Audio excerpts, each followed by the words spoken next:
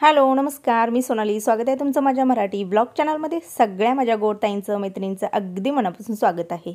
आणि हो, कालच्या व्हिडिओमध्ये मला खूप छान छान असं तुम्ही सजेशन दिलेलं आहे, खूप छान छान असं सांगितलेलं आहे जे ब्लाऊजबद्दल होतं. तर तो माझा प्रॉब्लेम सॉल्व केलेला आहे तुम्ही.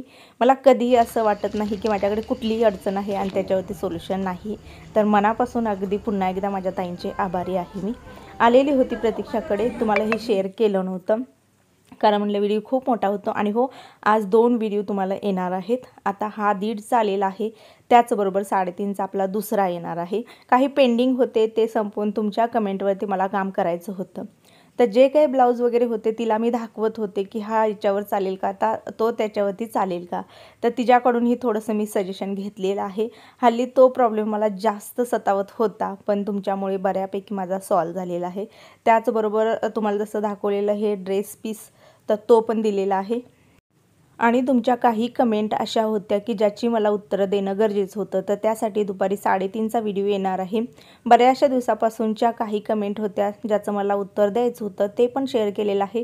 त्याचबरोबर मेरूसी यंत्राबद्दल जे काय होतं ना, ते पण मी आजच्या दुपारच्या व्हिडिओमध्ये शेअर केलेलं आहे.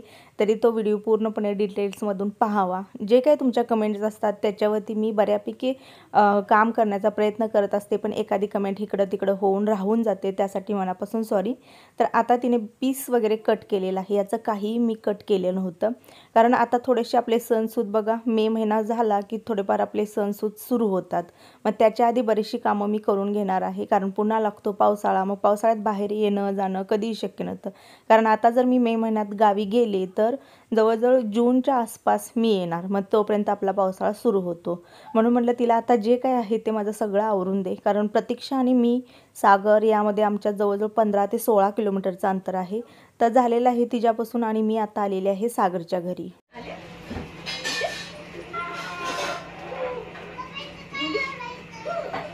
तू काय करायलायस ती घेऊन? तू काय करायलायस?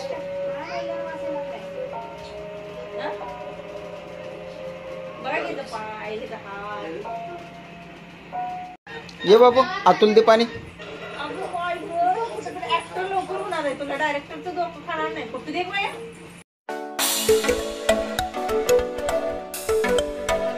अगदी मनापासून स्वागत आहे. थोडासा दंगा ऐकू येत आहे, तर कोण आलेला आहे बघा, आमचं चिपट मापट आलेला आहे. आणि त्याच्याबरोबर ही कुठलं मापट बघा, अरे हाय. सगळ्या तिकडे सगळ्या आहे ना तुमच्या आत्तूसने हाय करा. या या या या. हाय हाय आत्यानो. इकडे आत्यांशी बोल. हा बोला, आत्यांना बोला. कशा आहात तुम्ही? तुम्ही आमच्या घरी कधी येणार? आमच्या गावाकड. तुम्ही जेवला सगळीजण? मी आत्तूकडे आलोय. हा, सगळ्या आत्यांनी पप्पी दे, उम्मा दे, उम्मा. असा उम्मा दे, उम्मा दे. असं अरू अरू असं कर सगळ्यासनी. हा, आईच्याकडे हे काय आल्यानं वेगळं सुरू असतं. घाम भरपूर आहे कारण लाईट गेलेली आहे. तर हाय कर सगळ्या आत्तूंना. हाय आत्यांनो. तुम्ही कसे आहात? कुठे कुठे पुस्सालाच बघायला चाललोय आम्ही. हा, अरे बापरे, मला कालच कमेंट आलती ताई पुष्पराजची ऍक्टिंग करून दाखव, तर दाखवली बघा. हा हा हा हा. तर इकडं सागर बसलेला आहे, त्याचं काय तिसरंच चालू आहे. तर चला मी आवरून घेते. आणि लाईट गेल्यामुळे घाम सुटलेला आहे. बघूया, काश्मीर फाईल्स म्हणतात, पण मी तर त्याचं सगळं ऐकलेलं आहे. खूप सगळेजण रडतात तिथं गेल्यावर ना, आणि रडारडी असेल तर बघूया काय काय होतंय. तर चला, माझं झालेलं आहे. मुलं पुढे गेलेली आहेत, निघूया आपण. पण पिन घेतली ना ह्याची.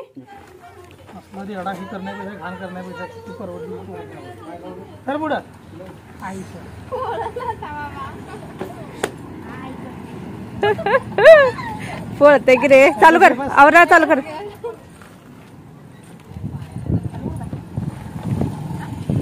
भैयाच्या हातात सोडू नकोस ग. काय भैयाच्या हातात सोडू नकोस. होय बाबा, ड्रायव्हिंग येते नीट.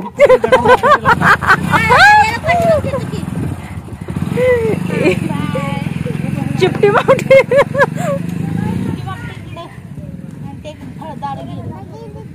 गेली जाऊ ती चला.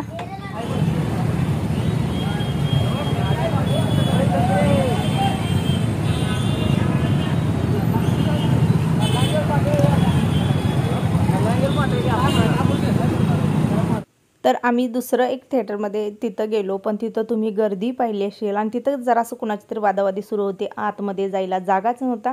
1 तास झालेला वेळ. आमचा असा कुठलाही प्लॅनिंग नव्हती की यायचं वगैरे, पण सागर पण म्हणला आणि हे पण म्हणले की रोजच उठायचं आणि रोजच काम आणि रोजच सगळं चालू आहे, एखादा महिन्यातून दिवस असा पाहिजे. त्यामुळे मग अचानक आमचं प्लॅनिंग ठरलं. त्याला पण थोड्यापैकी सुट्टी होती, एक थोडा वेळ सुट्टी मिळालेली होती, त्याच्या वेळेतच आम्ही आलेलो होतो.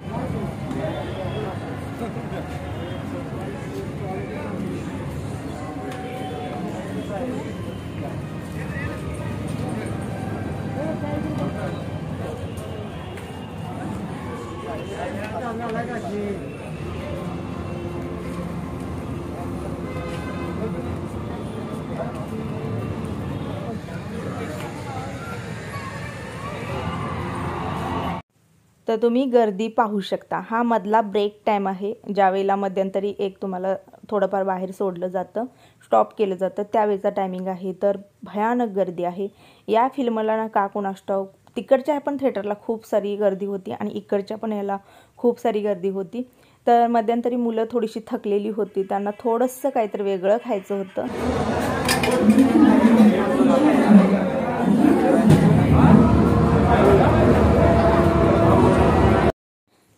तर झाल्यानंतर मग आम्ही आलो घरी. पुन्हा तिथून त्याचा प्लॅन होता, सागरचा थोडासा वेळ होता, रंकाळ्याला जाऊया. पण माझं रुटीन सगळं डिस्टर्ब होत होतं, त्यामुळे मी त्याला म्हटलं की नको आता रंकाळा, एका दिवशी एकच करूया. कारण फुल डे मला बाहेर जाणं किंवा हे करणं शक्य होत नाही, कारण आपलं आता डबल काम असतं, डबल वर्क असतं, त्यामुळे मग त्या कामाकडे दुर्लक्ष होऊन पण चालत नसतं. त्यामुळे म्हटलं आज एकच, पुन्हा एखाद्या दिवशी तुला सुट्टी मिळाली, मला टाईम मिळाला तर मग आपण तिथं जाऊया. तर काही दिवसापासून मला कमेंट अशा येत होत्या की शिवानीबद्दल. साहजिक आहे, तुम्हाला जे समोर दिसतं ते तुम्ही बोलणार, कारण गावाकडचे माझे आणि रसिकाचे व्हिडिओ तुम्ही पाहिलेले आहेत. त्याचबरोबर तुम्हाला कमेंट करणं हे साहजिक आहे, त्यासाठी मी कुठल्याही माझ्या ताईवर रागाला आलेली नाही. तुम्ही आरामात काही तुम्हाला जर वाटत असेल तुम्ही कमेंट करू शकता, ज्याची उत्तरं माझ्याजवळ असतील ती मी तुम्हाला आरामात देईन. पण हल्ली ना जास्त प्रकारे त्या कमेंट येत होत्या, म्हणून म्हटलं थोडंसं क्लिअर करूया. पण माहेरच्याबद्दल किंवा माहेरच्या माणसांबद्दल मी बऱ्याचशा गोष्टी तुम्हाला अगदी आरामात शेअर करू शकते, कारण जिथं काही प्रॉब्लेमच नसतो तिथं शेअर करायला काही नसतं. आता सासरच्या गोष्टी तर तुम्हाला मी सांगितलेलं आहे, मी त्या लोकांबद्दल बोलूच शकत नाही ना, मी त्यांचा विषयसुद्धा काढू शकत नाही. अन्यथा कसं होणार की म्हणतात की तेल वतण्यागत कामं होणार. तर असो, मी थोडक्यात तुम्हाला सांगते शिवानीचा प्रॉब्लेम काय आहे. तर शिवानी जशी लग्न करून घरी आलेली आहे तेव्हापासून तिचा स्वभाव तसाच आहे. आता शिवानीच्या लग्नाला माझ्या अंदाजे 7-8 वर्ष झाली असतील, किती झाली एवढं काय मला माहीत नाही. पण तेव्हापासूनचं सांगते ना, आम्ही दोघी कधीही एका जागी बसलो आणि कधीही गप्पा मारलेत असं नाही ना. कधीच तिचं आणि माझं साधंसुद्धा म्हणतात की किरकोळसुद्धा कधी तोंडाला तोंड देणं, वादावादी कधीच झाली नाही ना. ती कधी जास्त माणसात बसते ना जास्त माणसांशी बोलते. मग ती आईचं तिचं रिलेशन असो, रसिकाचं तिचं रिलेशन असो, कुणीही असू दे, कुणी म्हणजे कुणीही फॅमिलीतले व्यक्ती, कुणाशीही ती जास्त अटॅच राहत नाही, कारण तिचा स्वभावच तसा आहे. प्रत्येक माणसाचा स्वभाव, प्रत्येक माणसात गुणधर्म हे वेगवेगळे असतात, त्याच्यानुसार ती राहते.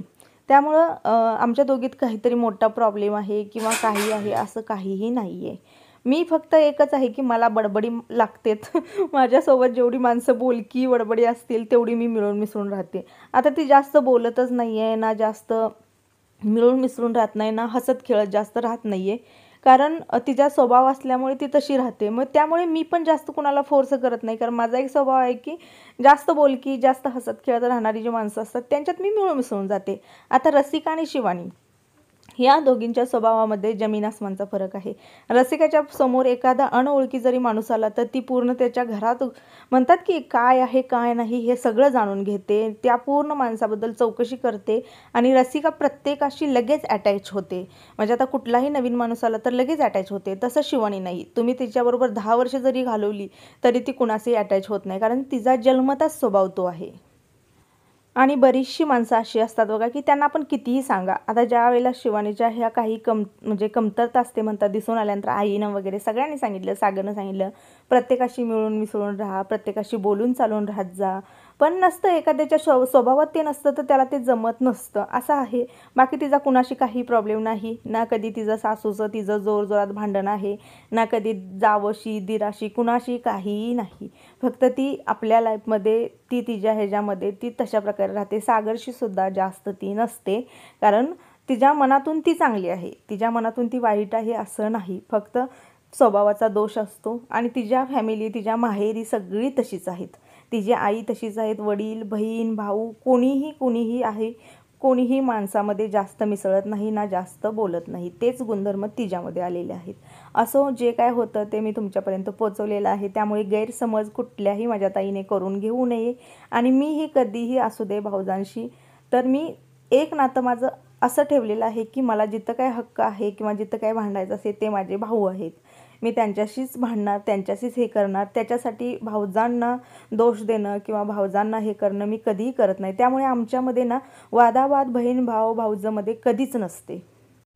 तर असो, मी आता व्हिडिओचा एंड करणार आहे. याच प्रश्नाचं मला खूप दिवस झालं उत्तर द्यायचं होतं. तशा तर माझ्या खूप साऱ्या गोड ताई समजूतदार आहेत, समजून घेतात मला. पुन्हा एकदा माझ्या सगळ्या ताईंचं मनापासून आभारी आहे. तर चला, भेटते दुपारच्या 3:30च्या व्हिडिओमध्ये. तोपर्यंत बाय.